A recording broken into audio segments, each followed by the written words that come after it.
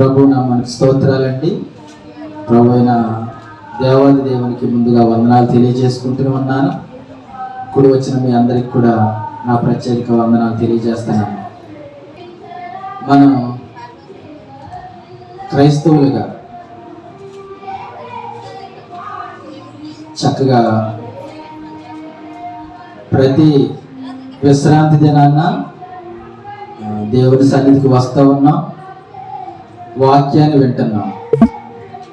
దేవుని సన్నిధిలో మరి పరలోకంలో దేవదూతలు ఏ విధంగా అయితే పాటలు పాడతారో మనం కూడా అలా చక్కగా దేవుడిచ్చిన శ్రావ్యమైన కంఠాల ద్వారా చక్కని పాటలు పాడుతున్నాం, లేఖనాలు చదువుతున్నాం.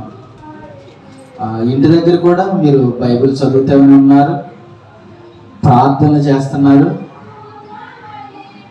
అన్నీ దేవునికి ఇష్టమైన జీవితం మనం జీవిస్తూ ఉన్నాం.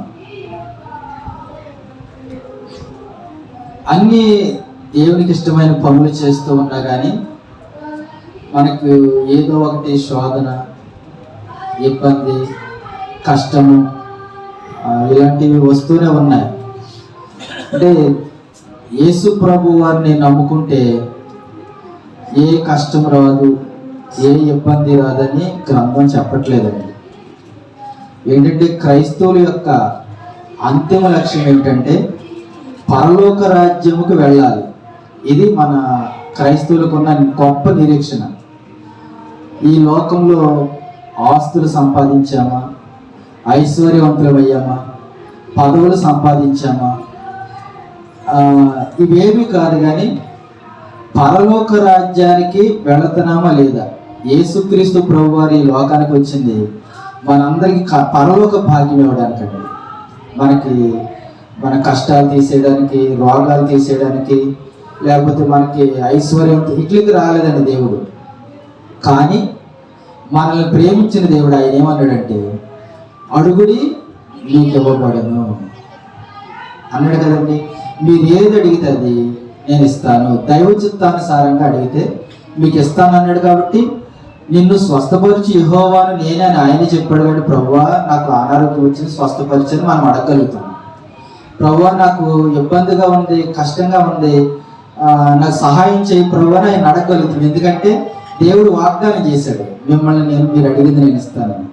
కానీ నిజానికి యేసుక్రీస్తు ప్రభు వారి లోకానికి వచ్చింది మనందరినీ ఆ పరలోకంలో యుగయుగాలు ఆయన ఉండే ఆ నూతన యెరూషలేము పట్టణంలో మనందరినీ పరలోక రాజ్యానికి వారసులు చేయాలని. కానీ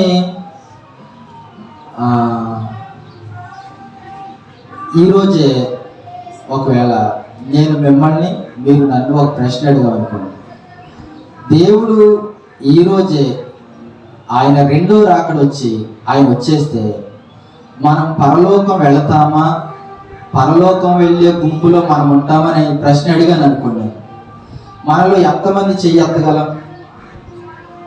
దేవుని స్తోత్రం, హల్లెలూయా. ధైర్యంగా ఇద్దరు సహోదరి మనం చేయొద్దు. ఈరోజు యేసుక్రీస్తు ప్రభు వారు వస్తే నేను పరలోకం వెళ్ళిపోతాను అనే ధీమ మనకి రావాలి. అయితే మనం నివసిస్తున్న ఈ లోకం పాపభూయిష్టమైందండి. అంటే పాపం చేయడానికి చాలా ఆపర్చునిటీస్, అవకాశాలు ఉన్నాయి.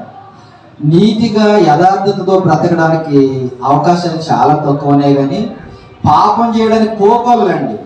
మనం పాపం చేయాలంటే క్షణం చాలు, అంత అవకాశాలు ఉన్నాయి. కానీ ఈ లోకంలో పాపం మనకు అంటకుండా, పాపం మనం చేయకుండా బ్రతకడానికి క్రైస్తవులమై మనం నిరంతరం ప్రయాసపడుతూనే ఉండాలి. బైబిల్ గ్రంథంలో ఒక మాట చదివినప్పుడు నాకు మనం పరలోక రాజ్యం వెళ్ళడానికి ఎంత కష్టపడాలో, ఎంత నిష్ఠగా బ్రతకాలో అనేది నాకు ఒక ఆలోచన కలిగిందండి. చూడండి, యాకోబు పత్రిక 2వ అధ్యాయం, యాకోబు పత్రిక పరిశుద్ధ లేఖనం నుండి యాకోబు పత్రిక 2వ అధ్యాయము 10-11 వచ్చి, ఎవడైనా ఎవడైనను ధర్మశాస్త్రం అంతయు గైకొని ఒక ఆజ్ఞ విషయంలో తప్పిపోయిన ఎడల ఆజ్ఞలన్నింటి విషయంలో అపరాధి యగును.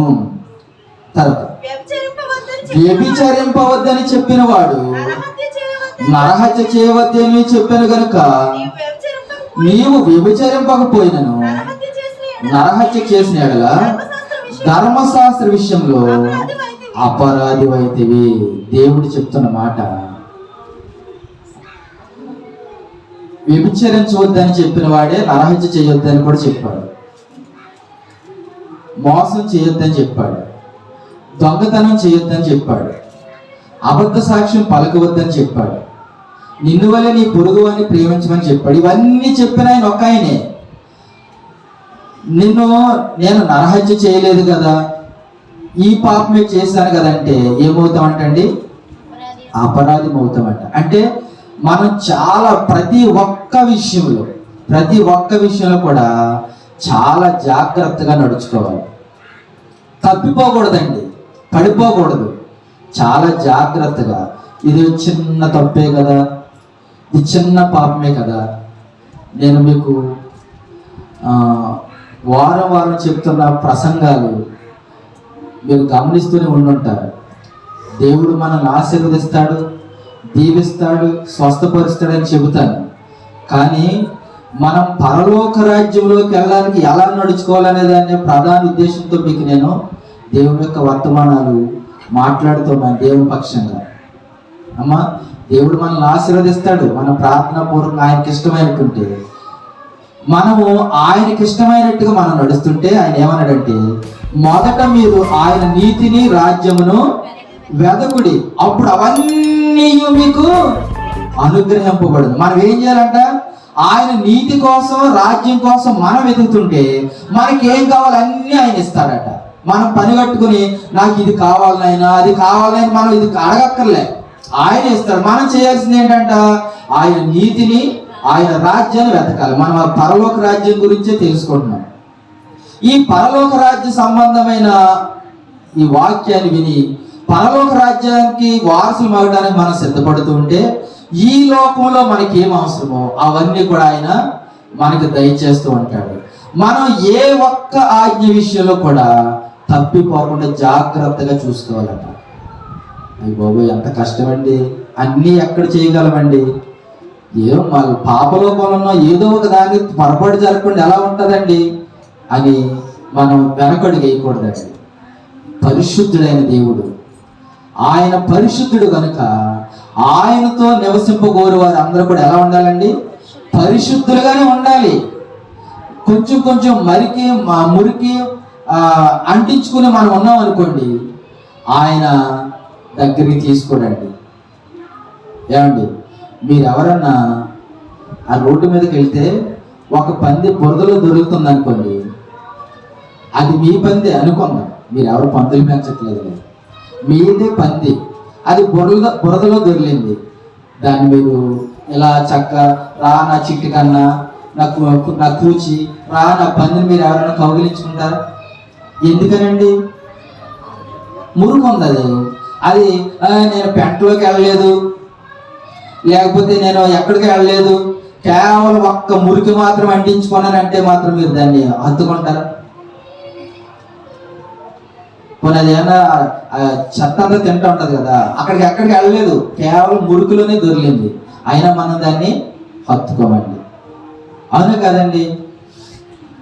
కాబట్టి దేవుడు అంటున్నాడు, మీరు అన్ని విషయాల్లో జాగ్రత్తగా ఉండండి.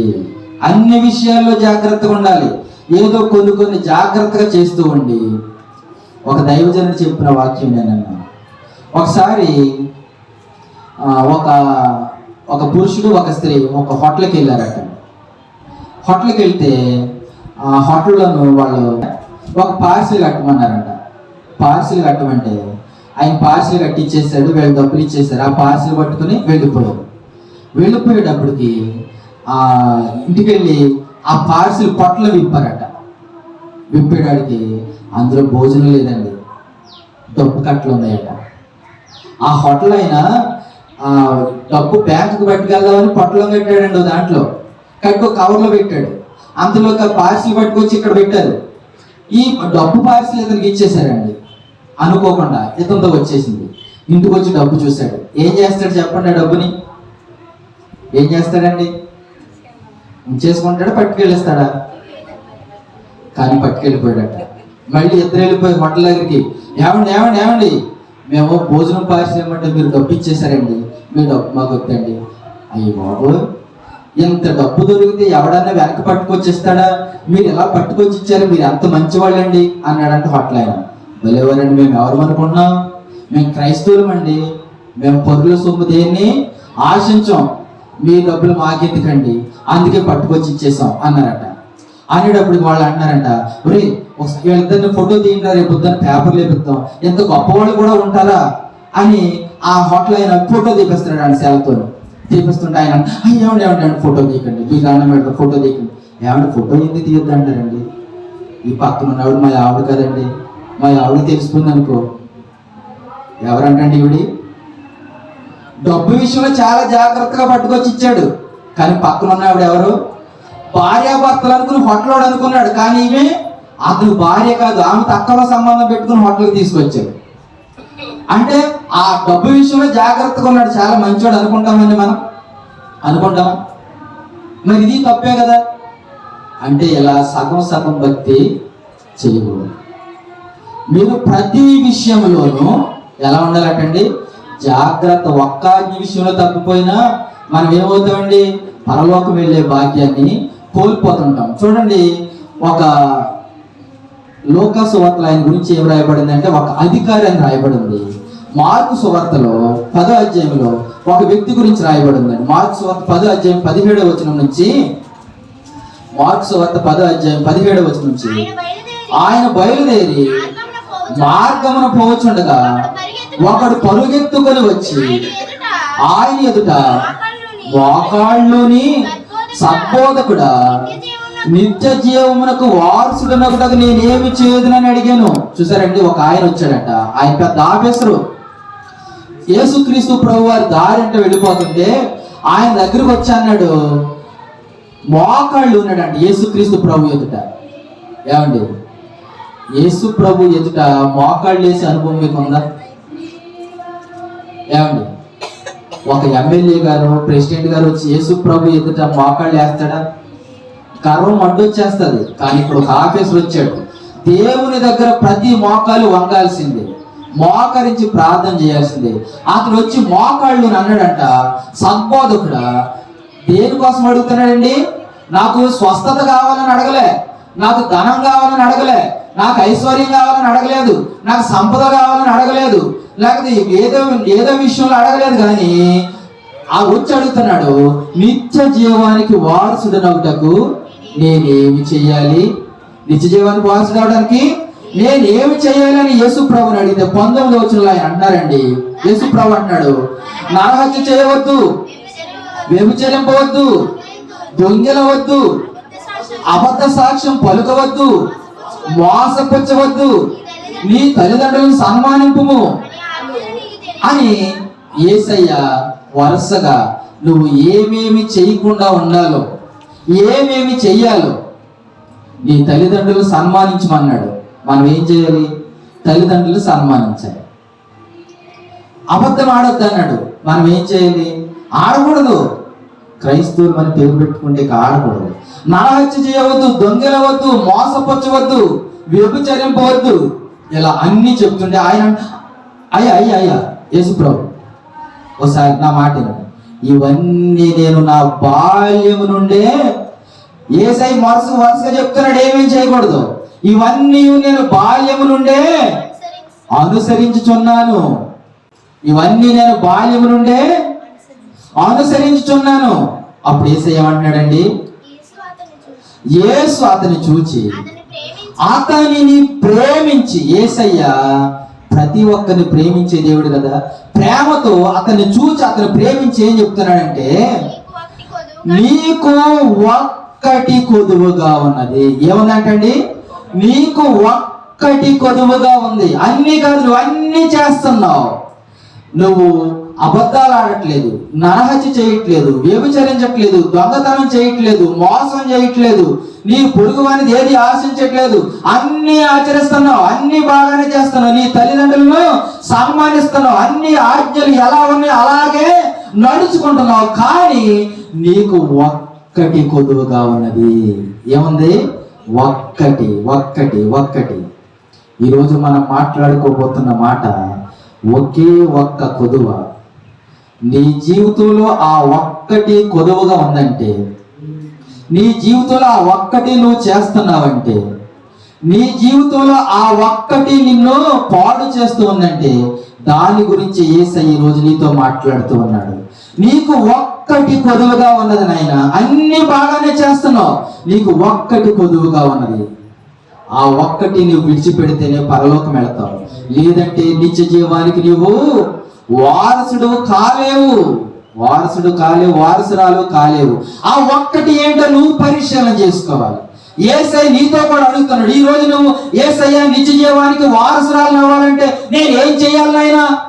నేను ప్రతిరోజు ప్రార్థన చేసుకున్నాను, ఇంటి దగ్గర నా భర్త గురించి ప్రార్థన చేస్తాను, నా బిడ్డల గురించి ప్రార్థన చేస్తాను, నా గురించి చేస్తాను, నా ఇరుగు పొరుగు వారి గురించి చేస్తాను, నా సంఘం గురించి చేస్తాను, నా శత్రువులు అనుకున్న వాళ్ళ గురించి కూడా ప్రార్థన చేస్తాను. నీ మందిరానికి వస్తాను ఆయన, పాటలు పాడతాను, తప్పట్లు పడతాను, వాక్యం చదువుతాను, ఆరాధనలో పాల్గొంటాను, అన్ని చేస్తాను. నీకు మంచి మంచి కానుకలు ఇస్తాను ప్రభువా, నీ సంఘ అభివృద్ధి కోసం మంచి కానుకలు కూడా నేను ఇస్తాను, అన్ని చేస్తున్నాను ప్రభువా. నేను నిత్య రాజ్యానికి వారసురాలకి నాకు ఇది సరిపోతుంది కదా ప్రభువా నువ్వు అడిగావు అనుకో, యేసయ్య అమ్మా నువ్వు చేస్తున్నాయని బాగున్నాయి చాలు అంటే నువ్వు ధన్యురాలు, పరలోకి వెళ్ళిపోతావు. కానీ యేసయ్య నీకు ఒక్కటి కొదువుగా ఉందన్నాడు అనుకో, నీ హృదయాన్ని నువ్వే పరిశీలన చేసుకోవాలి. హృదయాంతరంగాలు ఎరిగిన దేవుడికి తెలుసు, లేదా నీ హృదయం నీకు తెలుసు. ఎదురుగా ఉన్న నాకు తెలియదు, ప్రక్కన ఉన్న వాళ్ళకి కూడా తెలియదు. ఆయన నీకు ఒక్కటి కొదువుగా ఉందన్నాడు అనుకో, ఆ ఒక్కటి నువ్వు ఈ రోజు సరి చేసుకోవాలి. ఆ ధనవంతుడు వచ్చాడు, అయ్యా నిత్యరాజ్యానికి నేను వారసుని అవ్వాలంటే ఏం చేయాలంటే, నీకు ఒక్కటి కొదువుగా ఉంది, ఆ ఒక్కటి వదిలేయంటే అతను ఏం చేశాడంటండి, అక్కడి నుంచి వెళ్ళిపోయాడంటే, నేను వదలనా ఒక్కదాన్ని వదలలేనంటే వెళ్ళిపోయాడంతే. అతను పరలోక రాజ్యానికి వారసుడు కాదని ఆ కింద యేసయ్య చెప్పేశాడు. అతనికి అక్కడికి వచ్చిన అతనికి ఉన్నది ఏంటంటే ధనం ఉందంట, అదే అతనికి లోటు. కానీ దాన్ని విడిచిపెట్టలేక వెళ్ళిపోయాడు. యేసయ్య అన్నాడు, సూది బెజ్జంలో ఒంటైన దూరతదేమో కానీ ఈ ధనవంతుడు పరలోక రాజ్యంలో ప్రవేశించడం దుర్లభం. అతను ఎన్నో మంచి పనులు చేస్తున్నాడు, బాల్యకాలం నుంచే అన్ని దేవుడిచ్చిన ప్రతి ఆజ్ఞను పాటిస్తూనే నడుస్తున్నాడు. నేను ఇవన్నీ బాల్యం నుంచి పాటిస్తున్నానైనా, చిన్నతనం నుంచి పాటిస్తున్నానంటే అతను ఏ పాపం చేయట్లేదు. కానీ ధనగర్వం ఉంది, అతనికి ధన వ్యామోహం ఉంది, దాన్ని విడిచిపెట్టలేక అన్ని వదులుకున్నవాడు, అన్ని విషయాల్లో పర్ఫెక్ట్ గా ఉన్నవాడు ఈ ఒక్క విషయంలోనే ఉండలేకపోయాడు, నిత్య జీవాన్ని పోగొట్టుకున్నాడు. నీ జీవితంలో నీకేదో ఒకటి కొదువు ఉంటుంది. నీ హృదయాన్ని నువ్వు పరిశీలన చేసుకో, నీ గురించి నువ్వు ఆలోచించుకో. నిన్ను దేవునికి దూరం చేసేది ఏదో ఒకటి ఉంటుంది, ఆ ఒక్కటి ఈ రోజు నువ్వు విడిచిపెడతావా? బైబిల్ గ్రంథంలో మనం చూస్తే ఇలా తమ జీవిత కాలం అంతా కూడా చాలా యథార్థంగా జీవించి చాలా పర్ఫెక్ట్ గా వారి జీవితాన్ని నడిపించుకున్న వాళ్ళు ఏదో ఒక తప్పులో పడిపోయి దేవునికి శిక్షకు గురువు అయిపోయిన వాళ్ళని మనం కొంతమందిని చూస్తూ ఉంటాం. పరిశుద్ధ గ్రంథంలో రాజులు 2వ గ్రంథము, పరిశుద్ధ గ్రంథంలో రాజుల గ్రంథం మొదటి గ్రంథం చూడండి. రాజుల మొదటి గ్రంథము 15వ అధ్యాయము 4వ వచనం చూడండి. దావీదు హిత్తీయుడైన ఊరియా సంగతి యందు తప్ప తన జీవిత దినములనియు యెహోవా దృష్టికి యథార్థముగా నడుచుకొనుచు యెహోవా అతనికి ఇచ్చిన ఆజ్ఞలలో దేని విషయమందును తప్పిపోకుండెను. దేవుని స్తోత్రం, హల్లెలూయా.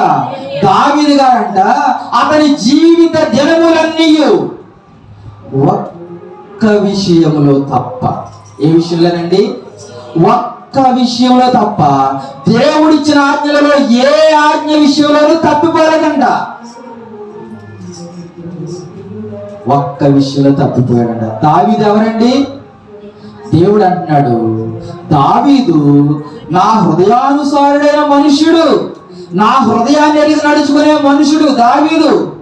దేవుని చేత నా హృదయానుసారుడైన మనుషుడని సాక్ష్యం పొందిన దావీదు గారు ఒక్క విషయంలో తప్పిపోయాడట. ఏ విషయంలోనంటండి? ఊరియా అనే అతని విషయంలో తప్పిపోయాడు. ఊరియా అనే అతని గురించి మీకు చెప్పాను కదండి లోగడ. దావీదు గారు మేడ మీద ఉండి అటు ఇటు తిరుగుతున్నాడంట. ఒక స్త్రీ స్నానం చేస్తూ ఉందట ఆ బాత్రూంలో.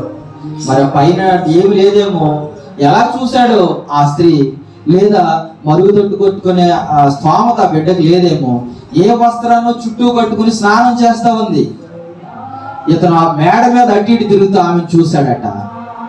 ఆమెను చూసిన వాడు తల తిప్పుకొని వెళ్ళిపోకుండా, ఇతను ఎవరండి? దావీదు యథార్థవంతుడు, తన జీవిత దినములన్నీ యథార్థంగా గడిపినవాడు.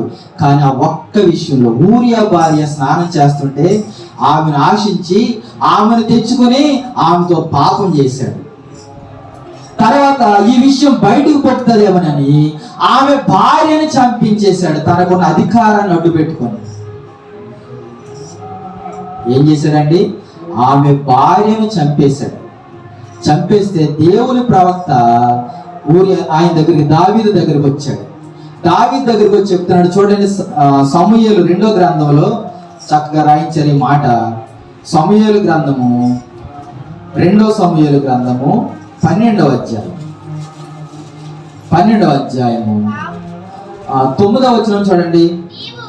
నీవు యెహోవా మాటను తృణీకరించి ఆయన దృష్టికి చెడుతనము చేసినవేమి? హిత్తీయులకు ఊరియాను కత్తి చేత చంపించి అతని భార్యను నీకు భారీగా ఉండినట్లు నీవు పట్టుకొని ఉన్నావు. అమ్మోనీయుల చేత నీవు అతని చంపించినవి. 13వ వచనం చూడండి. అప్పుడు దావీదు అంటున్నాడు, నేను పాపము చేసిదనని దావీదు నాతానుతో అనగా. ఏమంటున్నాడంటండి? అయ్యా నేను పాపం చేశాను, ఇది రెండో కంటికి తెలియకుండా చేద్దాం అనుకున్నాను. ఆమెకే తెలుసు ఈ పాపం, నాకే తెలుసు. ఆమె మధ్య నా మధ్య ఉండిపోయింది ఈ పాపం. అదే విధంగా ఆమె భర్తను చంపించిన పాపం నాకు తెలుసు, ఆ చంపిన వాడికి తెలుసు, మరే వాళ్ళకి తెలియదు. నేను ఇంత రహస్యంగా చేశాను అనుకున్నాను, కానీ అది నేను చేసింది పాపం బయట బయలవుతుందని నాకు తెలియదు నాయనా. ఇదిగో నేను పాపం చేశాను, దేవునికి వ్యతిరేకంగాను నీకు పాపం చేశాను. అప్పుడు ఆయన ఏమంటున్నాడు తెలుసండి? చదువమ్మా. నీవు చావకుండునట్లు యెహోవా నీ పాపమును పరిహరించెను. అయితే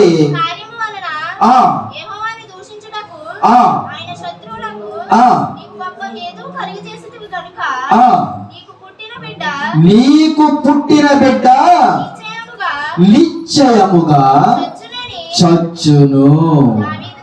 చూసారా? నువ్వు పాపం చేశానని ఒప్పుకున్నా, నువ్వు చేసింది పాపం కనుక ఆ పాపాన్ని దేవుడు పరిహరించాలి. ఇదిగో నువ్వు చేసిన పాపానికి ప్రతిఫలంగా బిడ్డ పుడుతుంది. ఆ బిడ్డ ఎట్టి పరిస్థితుల్లోనూ బ్రతకదు, చచ్చిపోతుంది. అంతేకాదు, నువ్వు చేసిన పాపాన్ని బట్టి నీ రాజ్యాన్ని నీ దగ్గర నుంచి తీసివేస్తాను. నీ కడుపును పుట్టిన వాడే నిన్ను రాజ్యంలో నుంచి పారద్రోలి వేస్తాడు. నువ్వు కొండలు పట్టుకుని దిక్కులేని వాడిలా పారిపోతావు. ఎందుకనండి? పాపం చేసినందుకు. పాపం దావీదు ఒకే ఒక్క విషయంలో పాపం చేశాడట. ఆ ఊరియా అనే అతని విషయంలో మాత్రమే ఆ ఒకే ఒక్క పాపం. ఇతను ఎంత దేవుని చిత్తానుసారుడైన మనుషుడైనప్పటికీ ఏం చేసిందండి? ఇదిగో నీ బిడ్డ చనిపోతాడు, నీ బిడ్డ చనిపోతుంది, నువ్వు కూడా నీ రాజ్యంలో నుంచి పారిపోవాల్సిన పరిస్థితులు వస్తాయి. తర్వాత మీరు చదివితే ఉంటది. అప్పుడు ఇటువంటి శాపకరమైన మాటలతో దైవజనుడు ఆయన దగ్గరకు వచ్చినప్పుడు, ఒకవేళ దైవజనుడు నీ దగ్గరకు వచ్చి, అమ్మా నువ్వేదో పాపం చేసావు, దేవుడు నాకు బయలుపరిచాడు, నీ పాపాన్ని నువ్వు మానేయమ్మని నేనే వచ్చి మీతో అన్నాను అనుకో, మీరు ఏం చేస్తారండి? ముందు నన్ను తిడతారు. నేను అనుకుంటున్నాను మీరు పాపం చేస్తున్నారని కాదు. సామాన్యంగా మనుషుల లక్షణం ఏంటంటే, నీకు చెప్పాను నేను నా ఇష్టం వచ్చినట్టు నేను నడుస్తాను, నీకెందుకు, నువ్వు నా ఇష్టమైతే ప్రార్థనకు వస్తాను, లేకపోతే మానేస్తాను, వస్తే ప్రార్థన చేయి, లేకపోతే మాని, నా గురించి చెప్తే నువ్వెవరు, దేవుడు పెద్ద బయలుపరిచేశాడట అని దైవజనుడిని మనం దూషిస్తాం. కానీ దావీదు దేవుని హృదయానుసారుడైన మనుషుడు ఎలాగయ్యాడు తెలుసండి? దేవుని యొక్క పాస్టర్ గారు, ఆ ప్రవక్త వచ్చి, నువ్వు ఎలాంటి పని చేసావు, ఇదిగో నీ బిడ్డ చనిపోతుంది, ఇదిగో పాస్టర్ గారు శాపాలు పెట్టేస్తున్నాడు అంటారు. ఇలాగండి కదండి. మనమైతే ఏమంటాం, ఇదే నువ్వు దైవజనుడు శాపం పెడుతున్నావేంటి అంటాం. కానీ దావీదు ఏం చేశాడు తెలుసండి? 51వ కీర్తన, కీర్తన గ్రంథం 51వ కీర్తన, 51వ కీర్తన 3వ వచనం. అమ్మ చదువుదు కానీ 51వ కీర్తన అని ఉంది కదా, ఆ 51వ కీర్తన అనే ఆ అంకి కింద పక్కన ఏమని రాసింది చూడండి.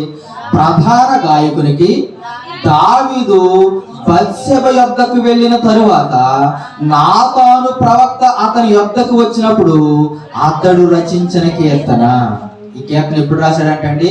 నాతాను ప్రవక్త వచ్చే, నీ బిడ్డ చనిపోతాడు, నువ్వు పాపం చేసావు, నువ్వు నీ రాజ్యాన్ని విడిచిపెట్టి పారిపోవలసిన పరిస్థితులు వస్తాయి, నువ్వు రహస్యంగా చేసావు కానీ నీ జీవితాలన్నీ కూడా ఓపెన్ గా జరుగుతాయి అని ఆ దేవుని యొక్క ప్రవక్త నాతాను వచ్చి అతని గురించి చెప్పినప్పుడు, అప్పుడు దావీదు గారు ఏడుస్తూ దేవుని సన్నిధిలో ప్రార్థన చేస్తున్నాడు. అది ఈ కీర్తన, దేవుని దగ్గర ప్రార్థన చేస్తున్నాడు. మొత్తం మనం చదవగానే 3వ వచనం చూడండి. నా అతిక్రమములు నాకు తెలిసే ఉన్నవి, నా పాపం ఎల్లప్పుడూ నా ఎదుట ఉన్నది, నీకు కేవలం నీకే విరోధముగా నేను పాపము చేసి ఉన్నాను, నీ దృష్టి ఎదుట నేను చెడుతనము చేసి ఉన్నాను. ఏం చేస్తున్నాడని రాజుగారి పాస్టర్ గారు వచ్చి నువ్వు తప్పు చేసావని చెప్పినప్పుడు ఆ పాస్టర్ గారి దగ్గర మోకరించట్లేదు కానీ దేవుని సన్నిధిలోకి వెళ్ళి పశ్చాత్తాపడుతూ, దుఃఖపడుతూ, కన్నీరు కారుస్తూ, ఏడుస్తూ దేవుని సన్నిధిలో మొర పెడుతున్నాడు. 7వ వచనం. నేను పవిత్రుడనగునట్లు హిస్సోపుతో నా పాపమును పరిహరింపుము. దేవుని అడుగుతున్నాడు, అయ్యా నేను పాపం చేశాను, నా పాపాన్ని నువ్వే పరిహరించగలవు నాయనా, నా పాపాన్ని పరిహరించుము, హిమము కంటేను నేను తెల్లగా ఉండునట్లు నీవు నన్ను కడుగుము. 9వ వచనం. నా పాపములకు విముఖుడవు కమ్ము, నా దోషములన్నింటినీ తుడిచివేయుము.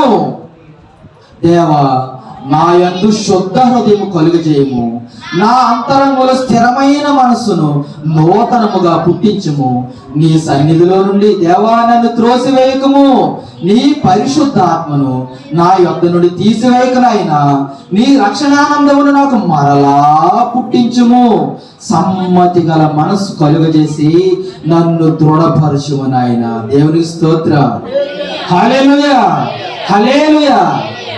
దావీదు గారు, రాజుగారు పాపం చేశాడని ఆయన జీవితంలో ఆయన చేసింది ఒకే ఒక్క పాపం.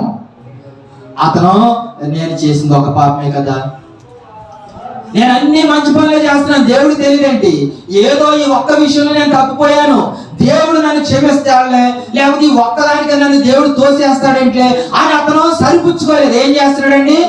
దేవుని సన్నిధిలోకి వచ్చి, దేవా నా పాపములు ఇప్పుడు నాకు కనబడతానే ఉన్నాయి, నన్ను క్షమించిన ఆయన, నా పాపాలు పరిహరించిన ఆయన, శుద్ధ హృదయం నాకు కలుగజేయి, మరలా గతంలో నేను ఎలా యథార్థంగా ఉన్నానో నన్ను అలా యథార్థంగా మార్చిన ఆయన, నా పాపాలు పరిహరించిన ఆయనని ప్రార్థన చేస్తున్నాడు దావీదు గారు.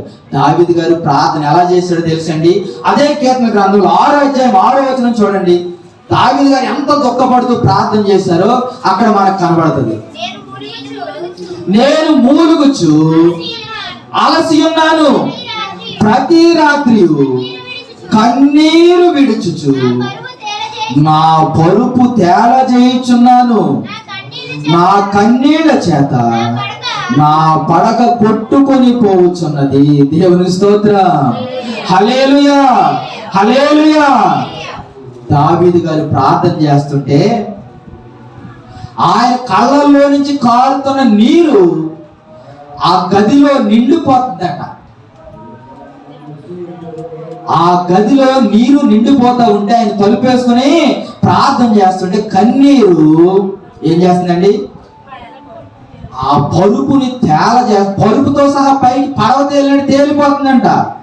నిజంగా అలా తేలుతుందండి అని అడగండి.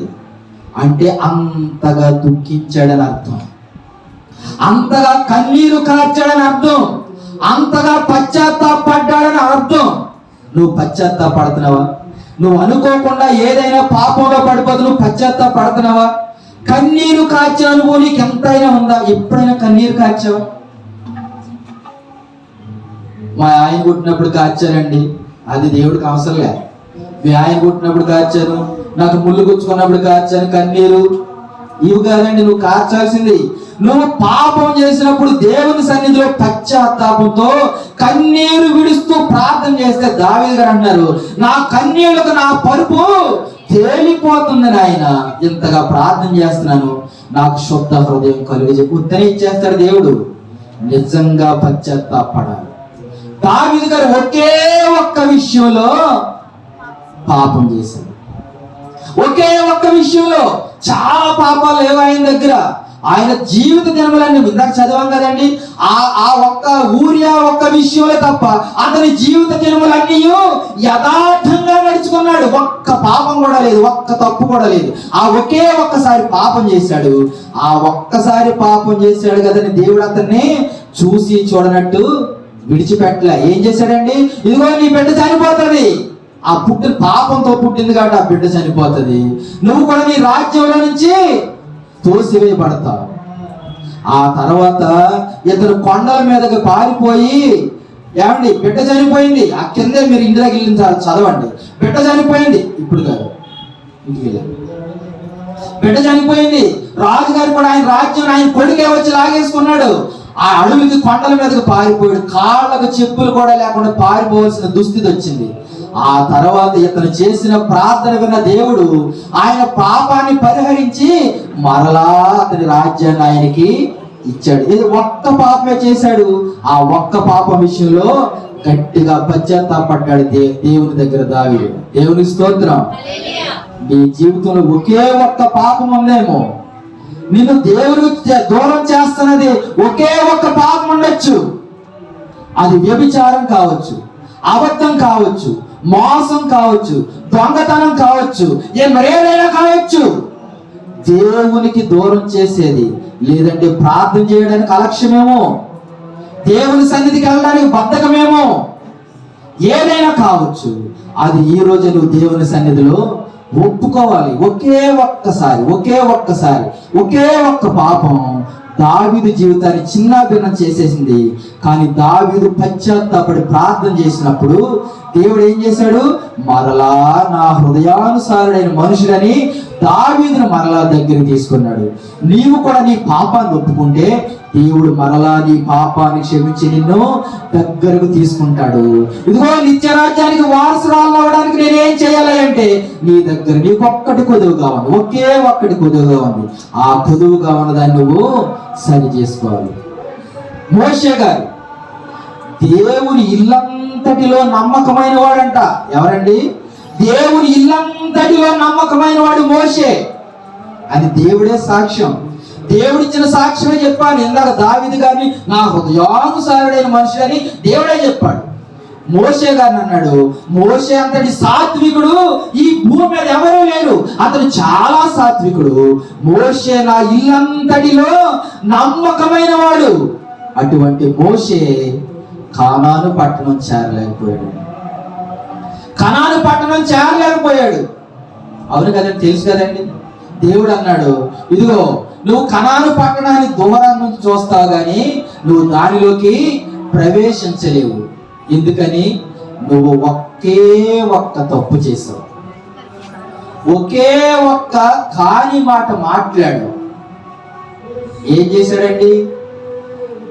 దేవుని ఇల్లంతటిలో నమ్మకమైన వాడు ఏదో ఒక చిన్న కాని మాట మాట్లాడితే దేవుడు క్షమించలేడా? నేను క్షమించడు. ఆయన పరిశుద్ధుడు, ఆయన అపవిత్రం ఎంత మాత్రమును సహించడు. చూడండి సంఖ్యాకాండంలో, సంఖ్యాకాండం 20 అధ్యాయం, సంఖ్యాకాండము 20 అధ్యాయము 11, 12 వచనాలు. అప్పుడు మోషే అప్పుడు మోషే తన చెయ్యి ఎత్తి 2 మారులు తన కర్రతో ఆ బండను కొట్టగా నీళ్లు సమృద్ధిగా ప్రవహించెను, సమాజమును పశువులను త్రాగెను. అప్పుడు యెహోవా మోషే అహరోనులతో, మీరు ఇశ్రాయేలీయుల కన్నులెదుట నా పరిశుద్ధతను సన్మానించినట్లు నన్ను నమ్ముకొనకపోతే కనుక ఈ సమాజమును నేను వారికి ఇచ్చిన దేశంలోనికి మీరు తోడుకొని పోరని. ఎందుకనండి మోషే గారు ఏం చేశారని తెలుసా అండి? 7వ వచనం నుంచి చదివితే ఉంది ఆ మాట. అంతట యెహోవా మోషేకు ఎలా సెలవిచ్చెను, నీవు నీ కర్రను తీసుకొని నీవును నీ సహోదరుడైన అహరోను సమాజమును పోగు చేసి వారి కన్నుల ఎదుట ఆ బండతో మాటలాడుము, అది నీళ్ళనిచ్చును. ఏమన్నాడండి దేవుడు? బండతో మాట్లాడు. ఓ బండ, ఇదిగో దేవాది దేవుని పేరట చెబుతున్నాను, నీలో నుంచి నీళ్లు రావాలి, ఆ నీళ్లు ఇశ్రాయేలు అందరూ తాగాలి. బండ దయచేసి నీళ్ళ నుంచి నీళ్లు రప్పించు అని బండతో మాట్లాడమని దేవుడు చెబితే మోషే గారికి కోపం వచ్చిందండి. దేవుడి మీద కాదు, ఈ వెనకాల ఉన్న ప్రజలందరూ విసిగేస్తున్నారంట. వారు విసిగేస్తుంటే తన ప్రాణం విసిగిపోయి, మా ఆయన విసిగేస్తున్నాడండి, నేను కాని మాట మాట్లాడేస్తాను, నా పిల్లలు వాళ్ళ ఇష్టానుసారంగా జీవిస్తున్నారండి, ప్రాణం విసిగెత్తిపోతుందండి. విసిగెత్తిపోయినప్పుడల్లా నా నోటి నుంచి ఏదో ఒక బూతు మాట వస్తుంది. నాకు విసిగెత్తిపోయినప్పుడు, నా ప్రాణం విసిగిపోయినప్పుడు కాని మాట మాట్లాడేస్తానంటే దేవుడు క్షమించడు. వాళ్ళు విసిగిస్తే నీ సహనం ఏమైపోవాలి?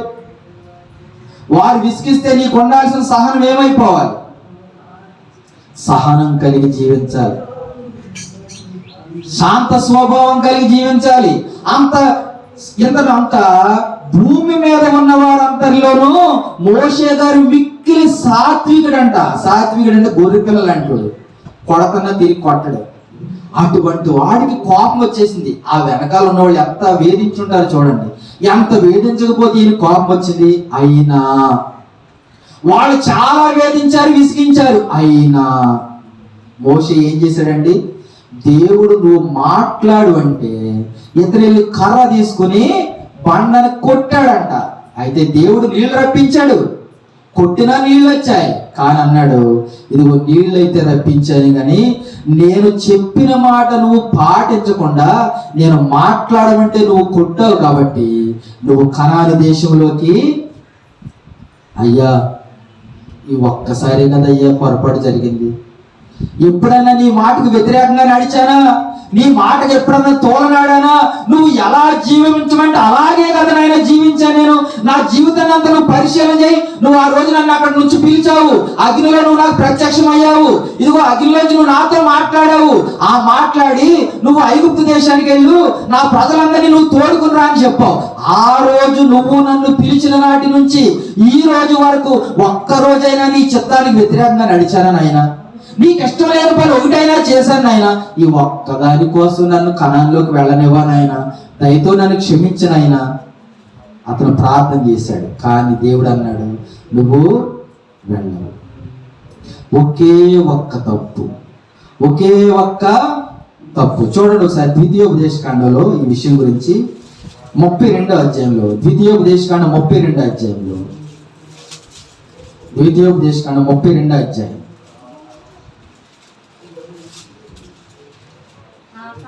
ద్వితీయోపదేశకాండం 32వ అధ్యాయం 48 నుంచి 52 వచనాలు చదువుదాం.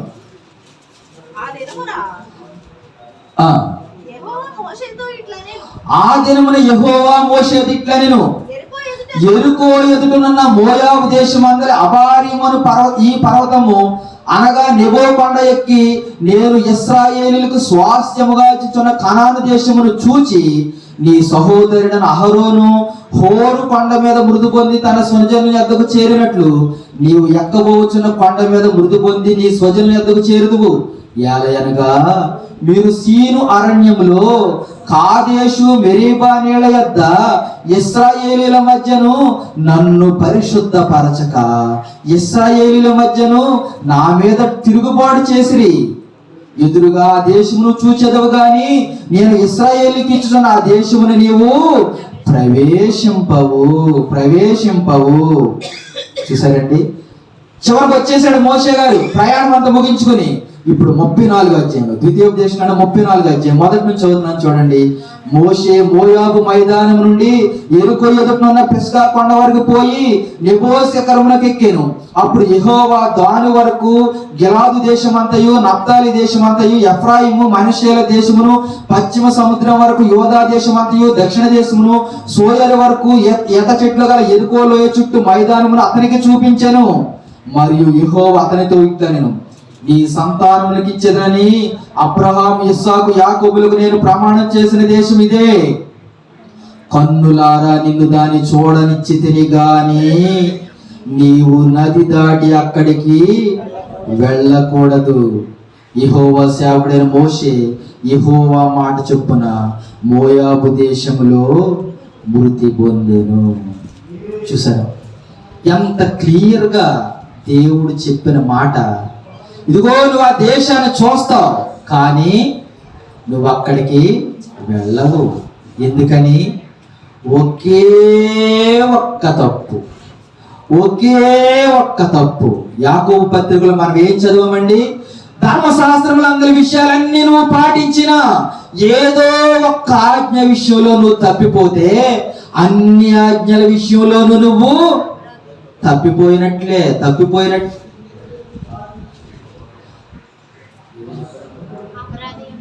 అపరాధి. దేవుని స్తోత్రం, హల్లెలూయా.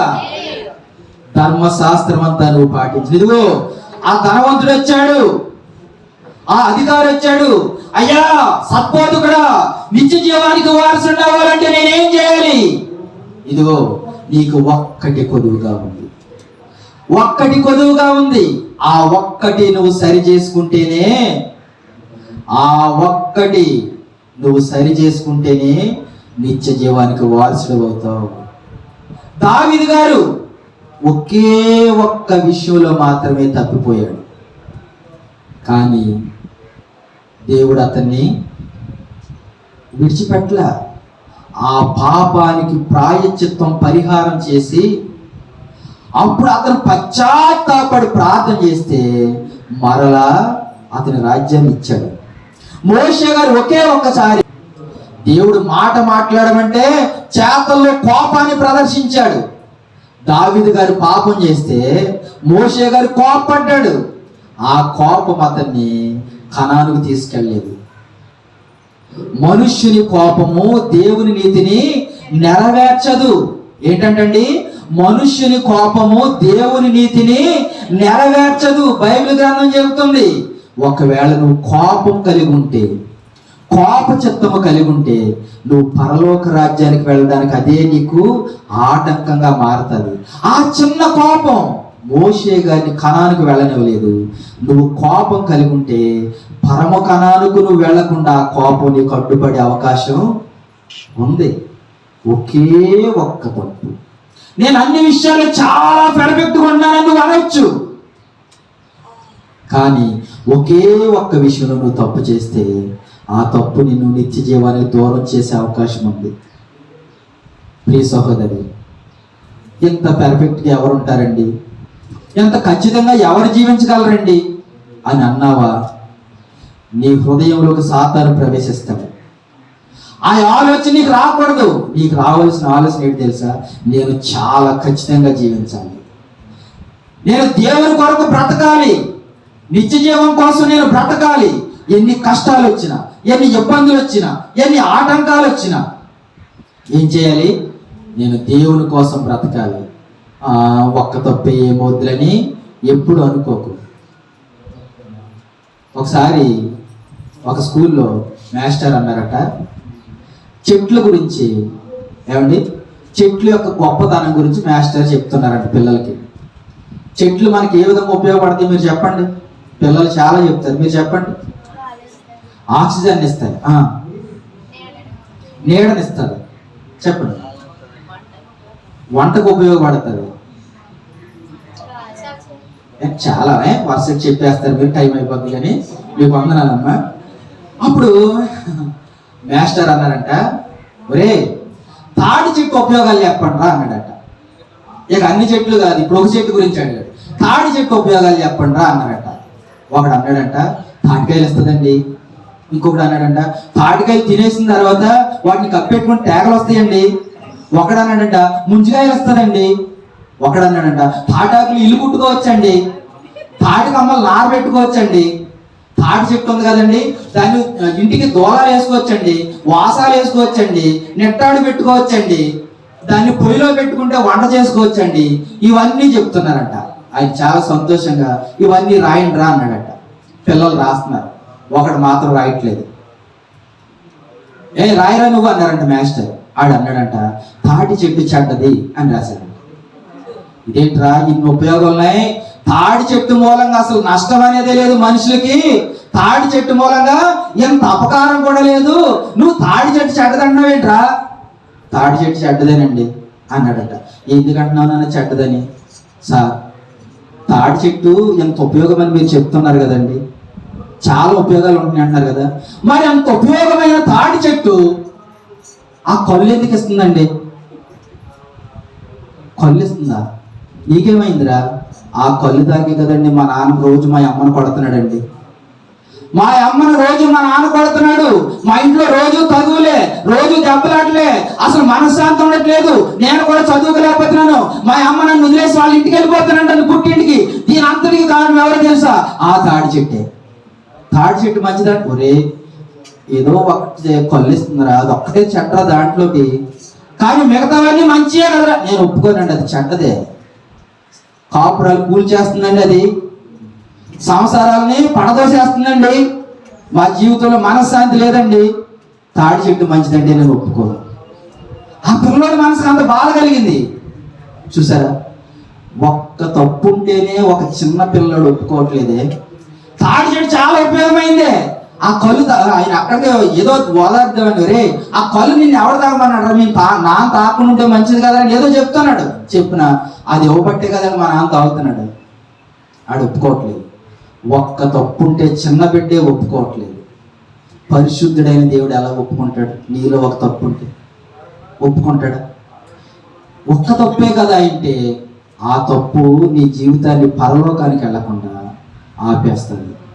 పేతురు గారు యేసుక్రీస్తు ప్రభు యొక్క శిష్యులు 12 మందిలో మొట్టమొదటి పేరు ఆయనే ఉంటుంది ఎప్పుడు చూసినా.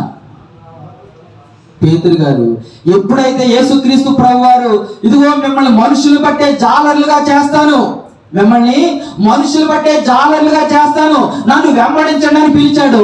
అంతకు ముందు పేతురు గారేమో మనకు తెలియదు, కానీ యేసై పిలిచిన తర్వాత, యేసైను వెంబడించడం మొదలు పెట్టిన తర్వాత పేతురు గారు చాలా యథార్థంగా జీవించడం మొదలు పెట్టాడు. యేసు ప్రభు ఏది చెప్తే అదే వేదం అతనికి. యేసై కూర్చోమంటే కూర్చుంటాడు, లేవమంటే లేస్తాడు, నడవమంటే నడుస్తాడు, తినమంటే తింటాడు, మానేమంటే మానేస్తాడు. యేసయ్య ఏది చెబితే అదే అతనికి గురి. అటువంటి పేతురు గారు ఒకానొక సందర్భంలో ఏం చేశాడండి? యేసయ్య అన్నాడు సిలువకు అప్పగించబడ్డానికి ముందు, ఇదిగో కాపరిని కొట్టుదును, గొర్రెలన్నీ పారిపోవునని గ్రంథంలో రాయబడి ఉంది.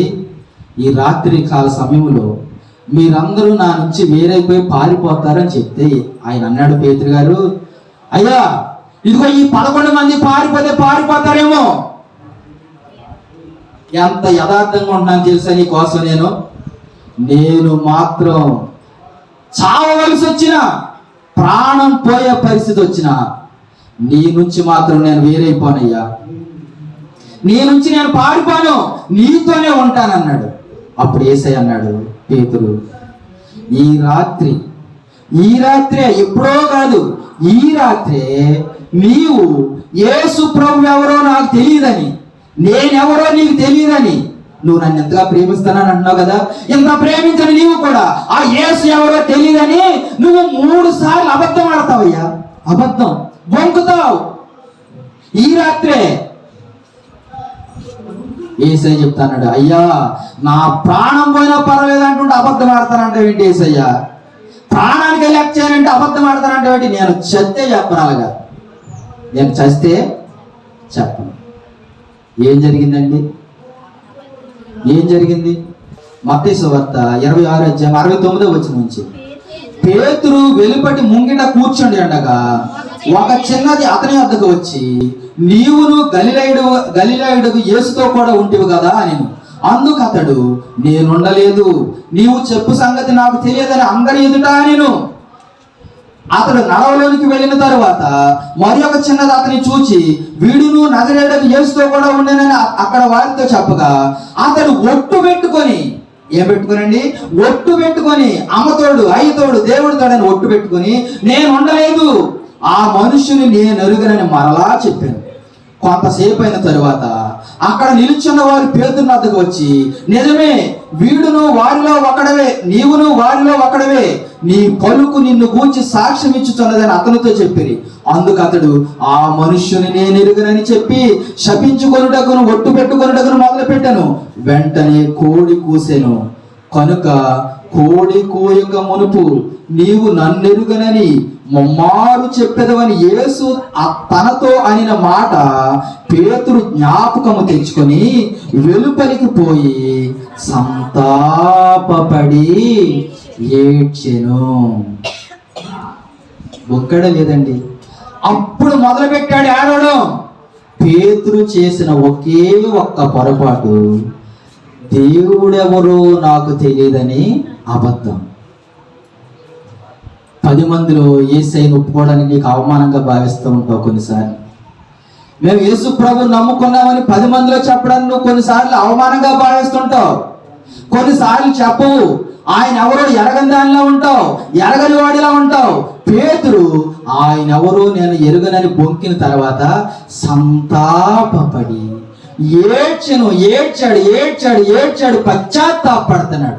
పశ్చాత్తాపడు దుఃఖపడుతున్నాడు. అయ్యో నేను ఎంత పాపం చేసేసాను. ఏం పాపం చేశాడు? వ్యభిచారం చేశాడా? దొంగతనం చేశాడా? ఏం చేశాడండి? నరహత్య చేశాడా? ఎవరినన్నా దోచుకున్నాడా? లేదే, ఆయన ఎవరో నాకు తెలియదు అన్నాడు అంతే. కానీ అతను అబద్ధం ఆడాడు. యేసయ్య ఎవరో పేతురికి తెలియదా అండి? నేను చచ్చిపోయే పరిస్థితి వచ్చినా నిన్ను విడిచిపెట్టనని బేరాలు పలికాడు కదా కొన్ని గంటల ముందు. ఇంతలోనే ఏమైపోయింది? ప్రాణభయం వచ్చేసింది. ప్రాణభయంతో యేసెవరు నేను ఎరగనని అబద్ధం ఆడి ఇప్పుడేం చేస్తున్నాడు తెలుసండి? సంతాపపడి ఏడుస్తున్నాడు.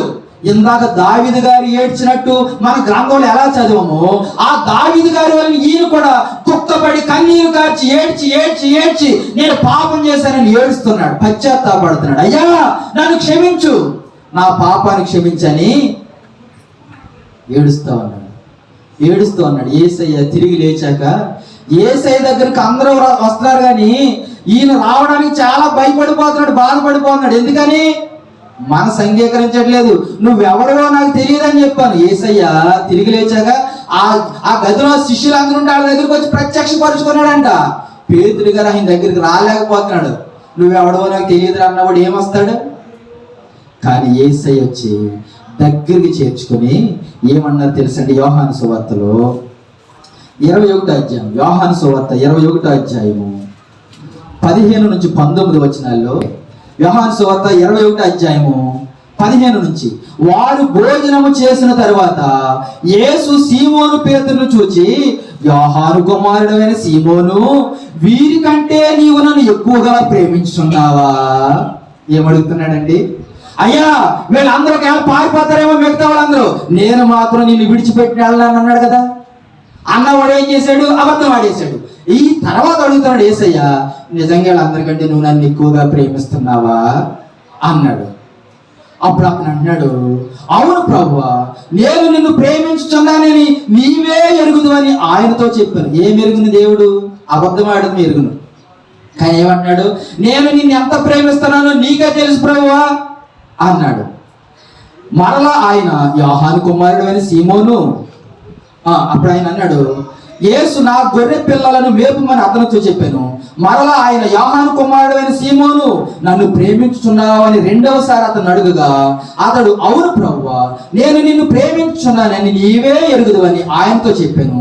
ఆయన నా గొర్రెలను కాయమని చెప్పాను. మూడవసారి ఆయన యోహాను కుమారుడు అయిన సీమోను, నన్ను ప్రేమించుచున్నావా అని అతన్ని అడిగాను. నన్ను ప్రేమించుచున్నావా అని మూడవసారి తన్ను అడిగినందుకు పేతురు వ్యసనపడి, ప్రభువా, నీవు సమస్తమును ఎరిగిన వాడవు, నిన్ను ప్రేమించుచున్నానని నీవే ఎరుగుదు అని ఆయనతో చెప్పాను. కోపం వచ్చేసింది పేతురికి. 3 సార్లు నువ్వు నన్ను ప్రేమిస్తున్నావా అని అడిగితే నీకు ఎంత కోపం వచ్చేసింది కదా పేతురు. 3 సార్లు ఎలా బుంకావయ్యా నువ్వు? యేసైతే ఎవరు నేను ఎరగను, ఆయన నేను ఎరగను, ఆయన గురించి నాకు తెలియదు, అమ్మతోడు అయ్యతోడు దేవుడితోడు ఒట్లు పెట్టుకున్నావు. 3 సార్లు అబద్ధం ఆడినప్పుడు నీకు కోపం రాలేదే? ఇప్పుడు 3 సార్లు నువ్వు నన్ను ప్రేమిస్తున్నావు అని అడిగితే నీకు వ్యసనం కలిగిపోతుంది. ఎందుకు వచ్చేస్తున్నంత బాధ? యేసయ్య అన్నాడు, కోప్పడిపోక పేతురు కోప్పడిపోకు. నేను 3 సార్లు అడిగానని కోప్పడకు. నువ్వు 3 సార్లు అబద్ధం ఆడావుగా, నేను కోప్పడ్డానా? అయినా నీ దగ్గరకు వచ్చి నేను క్షమించలేదా? ఎందుకయ్యా అంత కోపం అని యేసయ్య అంటున్నాడు. 16వ వచనంలో, యేసు, నా గొర్రెలను మేపుము, నీవు యవనుడవై ఉండినప్పుడు నీ అంతట నీవే నడుము కొట్టుకుని నీకు ఇష్టమైన చోటుకి వెళ్ళుచుంటివి. నీవు ముసలివాడవైనప్పుడు నీ చేతులు నీవు చాచుదువు, వేరొకడు నీ నడుము కట్టి నీకిష్టము కాని చోటుకి నిన్ను తీసుకొని పోవని నీతో నిశ్చయముగా చెప్పుచున్నానని అతనితో చెప్పెను. అతడు ఎట్టి మరణం వలన దేవుని మహిమపరచును దానిని సూచించు ఆయన ఈ మాట చెప్పెను. దేవుని స్తోత్రం, హల్లెలూయా. పేతురు గారు ఒక్క అబద్ధం ఆడితే, ఒకే ఒక్క అబద్ధం, 3 సార్లు చెప్పిన ఒకటే అబద్ధం. ఆ ఒక్క అబద్ధం ఏం చేసిందండి? నీవు ఎట్టి మరణం అవుతున్నావో నువ్వు గమనించుకో. నీ ఇష్టానుసారంగా నీవు ఇప్పుడు అబద్ధం ఆడావు, కానీ కొంతకాలమైన తర్వాత నువ్వు చేతులు జారితే నీ నొడాన్ని ఇంకోటి కడతాడు. ఇప్పుడు నీ ఇష్టం వచ్చిన చోటికి వెళ్తున్నావు, కానీ నీ పరిస్థితులు రివర్స్ అయిపోతాయి, నీ పరిస్థితులు తారుమారు అయిపోతాయి. నువ్వు ఆడిన అబద్ధానికి నువ్వు శిక్షను అనుభవించబోతున్నావు.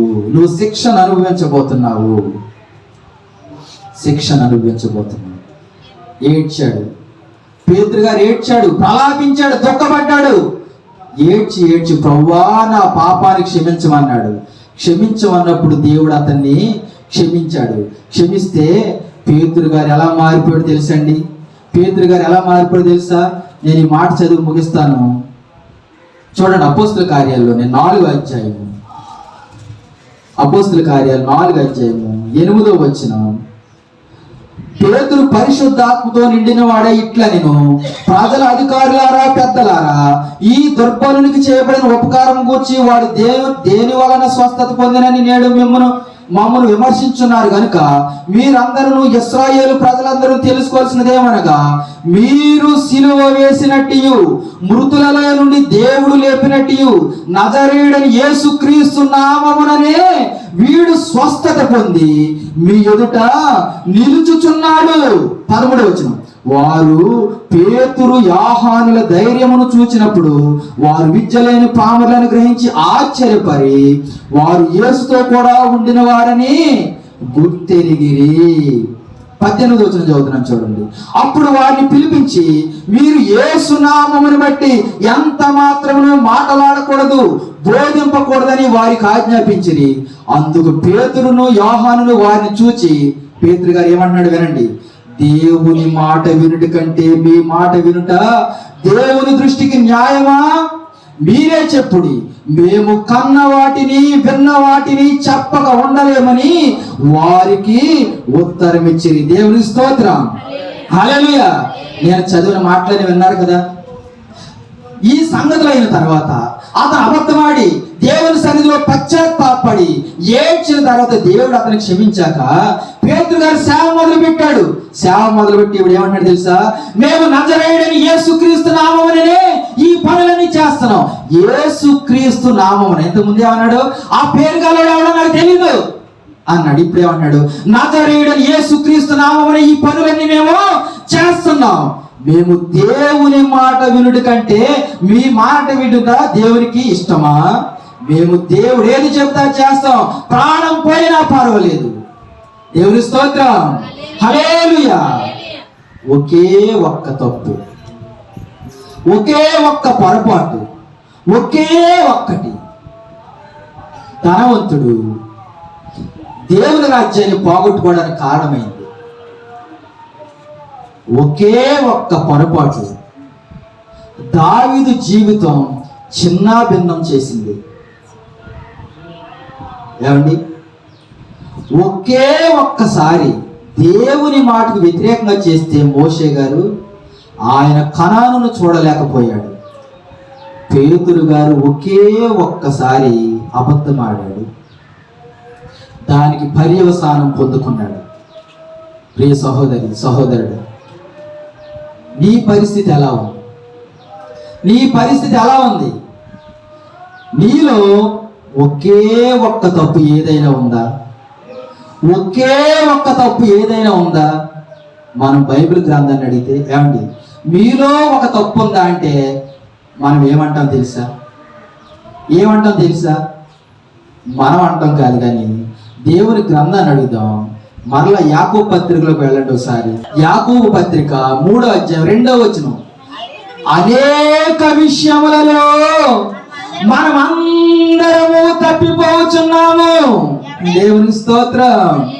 తప్పిపోతున్నందుకు స్తోత్రం కాదు, నిజం చెప్పాడు దేవుడు. ఇక్కడ మనం ఏం చేస్తున్నామంట? ఇదిగో పేతురు గారు ఒకే ఒక్కసారి దేవుడిని అరగనని అబద్ధం ఆడాడు. నువ్వైతే ప్రతిరోజు అబద్ధం ఆడుతూనే ఉంటావు. మోషే గారు ఒకే ఒక్కసారి కోప్పడి దేవుని చిత్తానికి వ్యతిరేకంగా చేశాడు. నువ్వైతే రోజు కోప్పడుతూనే ఉంటావు. దావీదు గారు ఒకే ఒక్కసారి పాపం చేశాడు, వ్యభిచారం చేశాడు, ఒక మర్డర్ చేశాడు. కానీ నువ్వైతే రోజు నీ మాటలతో ఎవరొకరు చంపుతూనే ఉంటావు, రోజు పాపం చేస్తూనే ఉంటావు. వాళ్ళైతే ఏదో ఒకే ఒక విషయంలో తప్పిపోయి మరలా కన్నీరు కాచి ప్రలాపించి ఏడ్చి ఉపవాసం ఉండి దేవుని దగ్గర క్షమాపణ పొందుకున్నారు. కానీ నీ విషయానికి వస్తే నీలో ఒకే తప్పు, ఒకే పొరపాటు, ఒకే పాపం ఉందనుకోవడానికి ఛాన్సే లేదు. బైబిల్ గ్రంథం చెబుతుంది మనమందరమును అనేక విషయములలో తప్పిపోతున్నాం. ఇప్పుడు చెప్పు, నీలో ఒకసారి నువ్వు ఒకల విషయంలో తప్పిపోతున్నావా? అనేక విషయాల్లో తప్పిపోతున్నావా? ఒక్కసారి తప్పిపోయిన వాడే, ఒక్క పొరపాటు చేసిన వాడే, ఒక్కసారి నేరారోపణ పొందిన వాడే అంతగా ఏడ్చి కన్నీరు కాచి ప్రలాపించి ఉపవాసం ఉండి ప్రార్థన చేస్తే నువ్వెంతగా ఏడవాలి? నీకు పరలోకం దొరుకుతుందా? నువ్వు పరలోకానికి పొందుకోవాలని అనుకుంటున్నావా? నిత్య జీవానికి వారసురాలు అవుతావని అనుకుంటున్నావా? అతను వచ్చి అడుగుతున్నాడు, నేను నిత్య రాజ్యానికి వారసుని అవ్వాలంటే ఏం చేయాలి? నీవు ఆ యేసయ్య అతనితో అన్నాడు, నీలో ఒక లోపం ఉంది అన్నాడు. అదే యేసయ్య నువ్వు అడిగితే ఏమంటాడు తెలుసా? నీవు అనేక సార్లు తప్పిపోతున్నావు, నీలో అనేకమైన లోపాలు ఉన్నాయి, నీలో అనేకమైన పొరపాట్లు ఉన్నాయి, నీలో అనేకమైన తప్పులు ఉన్నాయి, అనేకమైన పాపాలు ఉన్నాయి, అనేకమైన నేరాలు ఉన్నాయి. అవన్నీ ఉండగా నువ్వు పరలోక రాజ్యం ఎలా వెళ్తావు? అతను అన్నాడు, నువ్వు చాలా ధనవంతుడు, నీ ధనాన్ని అమ్మేసి పేదలకు ఇచ్చి నువ్వు నన్ను వెంబడించు, నాకు కూడా వచ్చేయి, అప్పుడు నిత్య రాజ్యానికి వారసుడు అవుతావు. ఇప్పుడు యేసయ్య నీతో చెప్తే నీలో అనేకమైన నేరాలు ఉన్నాయి, అనేకమైన దోషాలు ఉన్నాయి, అవన్నీ విడిచిపెట్టి అప్పుడు నన్ను వెంబడించంటే నువ్వు వెంబడించగలవా? నీ తప్పులన్నీ నువ్వు దేవుని దగ్గర ఒప్పుకోగలవా? వాటన్నిటిని విడిచిపెట్టగలవా? విడిచిపెట్టి దేవునికి ఇష్టమైన బిడ్డగా నువ్వు మారగలవా? ఒక్క తప్పున్న వాళ్ళు ఎంతో పశ్చాత్తాపడ్డారు. అనేకమైన పొరపాట్లు ప్రతిరోజు యేసుక్రీస్తు ప్రభువారి చేతిలోని గాయాలను రేపుతూనే ఉన్నావు, ఆయన గాయాలను రేపుతూనే ఉన్నావు. ప్రతిరోజు ఆయన పక్కలో చేయబెట్టి ఆయన డొక్కలో ఆ పొడిచిన గాయాలను నువ్వు తిరుగుతూనే ఉన్నావు. ఒప్పుకుంటావు నువ్వు చేసిన పాపాలను బట్టి. నీకు బాధ అనిపించట్లేదా? నీకు బాధ అనిపించట్లేదా? దేవుణ్ణి ఎంతకాలం ఏడిపిస్తావు? నీ పాపాలను ఈ రోజైనా ఒప్పుకో. నీ పొరపాటుని ఈ రోజైనా గమనించుకో. నువ్వు దేవుణ్ణి ఏడిపిస్తున్నావని, నీ అంతటి నీకు నీవే నాశనాన్ని తెచ్చుకున్నావని, పరలోక భాగ్యాన్ని కోల్పోతున్నావు. నువ్వు గమనించుకో. గమనించుకుని వాటిని విడిచిపెట్టి ఇదిగో ధనవంతుడు, నీకు ఒక లోపం ఉంది, దాన్ని విడిచిపెట్టి నన్ను వెంబడించు. నీవు కూడా ఈరోజు నీలో ఉన్న పొరపాట్లన్నీ సరి చేసుకుని వాటిని విడిచిపెట్టి, అతిక్రమములు దాచిపెట్టువాడు వర్ధిల్లడు, వాటిని ఒప్పుకొని విడిచిపెట్టువాడు దేవుని కనికరమును పొందినని గ్రంథం చెబుతుంది. కాబట్టి నీలో ఉన్న అతిక్రమాలను దాచుకోకు, వాటిని ఒప్పుకో, దేవుని దగ్గర ఒప్పుకొని విడిచిపెట్టి దేవుణ్ణి వెంబడించు. అప్పుడు నువ్వు దేవుడిచ్చే కనికరాన్ని పొందుకుంటావు. నిత్య రాజ్యానికి వారసురాలు అవుతావు. ఈరోజు నువ్వు ఒప్పుకుంటావా? దేవుని దగ్గర ఒక తీర్మానం చేసుకుంటావా? దేవుని దగ్గర తీర్మానం చేసుకుందాం. మోకరించి ప్రార్థన చేయండి. దేవా, నేను ఎంత పాపంలో ఉన్నాను నాయన. మోకరించి కన్నీరు కార్చు. ప్రభువా, నేనెంత పాపంలో ఉన్నాను నాయన, నేనెంత దుష్టత్వంలో ఉన్నాను నాయన, ఎంత దౌర్భాగ్యమైన జీవితం జీవిస్తున్నాను నాయన. నాలో అనేకమైన పాపాలు ఉన్నాయి, అనేకమైన నేరాలు ఉన్నాయి, అనేకమైన దోషాలు ఉన్నాయి. నీకు వ్యతిరేకమైన జీవితాన్ని నేను జీవిస్తున్నాను. ఏదో పేరుకు మాత్రం మందిరానికి వస్తున్నాను కానీ, పేరుకు మాత్రం బైబిల్ చదువుతున్నాను కానీ, పేరుకు మాత్రం నీకు పాటలు పాడుతున్నాను కానీ, పేరుకు మాత్రం నీకు కానుకలు ఇస్తున్నాను కానీ, పేరుకు మాత్రం అన్నీ చేస్తున్నాను కానీ, నా పాప జీవితం నన్ను వెంటాడితేనే ఉంది నాయన. ఇదిగో యేసయ్యా, ఈరోజు నా పాపాలు ఒప్పుకుంటాను నాయన. ఇదిగో ఒకే ఒక్క పాపం చేసిన మోషే పాపాన్ని పరిహరించవయ్యా. ఒకే ఒక్క దోషం చేసిన దావీదు పాపాన్ని పరిహరించావయ్యా. ఇదిగో నిన్ను ఎరగనన్న పేతురు గారి పాపాన్ని పరిహరించావు నాయన. ఈ మధ్యాహ్న కాల సమయంలో నా పాపాన్ని కూడా పరిహరించిన ఆయన, నన్ను క్షమించిన ఆయన. నా పాపాలు ఇదిగో బాల్యము నుండే నిన్ను అనుసరించుతున్న వాడికి కూడా పాపం ఉంది నాయన. నేను ఇప్పుడిప్పుడే నిన్ను నమ్ముకుంటున్నాను, ఈ మధ్యనే నీ ప్రార్థన చేస్తున్నాను. నన్ను క్షమించిన ఆయన ప్రార్థన చేస్తున్నావా? చిన్న ప్రార్థన చేద్దాం. మహాపరిశుద్ధుడు అయిన దేవా, జీవాధిపతి, మీకు వందనాలు, స్తోత్రాలు తండ్రి. ఎంతవరకు నీ పరిశుద్ధమైన వాక్యము ద్వారా, నీ పరిశుద్ధమైన లేఖనము ద్వారా నీవు మాతో మాట్లాడిన విధానాన్ని బట్టి మీకు వందనాలు, స్తోత్రాలు ప్రభువా. మీ వాక్యాన్ని మా హృదయాల్లో ముద్రించుకుని వాక్య ప్రకారం జీవిస్తూ ఇదిగో నిత్యరాజ్యానికి వారసులు అవ్వటానికి మా అందరికీ మీ కృపను దయచేయమని త్వరలో రానయ్యన్న యేసుక్రీస్తు వారి శ్రేష్టమైన నామం ద్వారా ఈ ప్రార్థన మనల్ని అడిగి వేడుకొని పొందుకొని ఉన్నాము తండ్రి. ఆమేన్.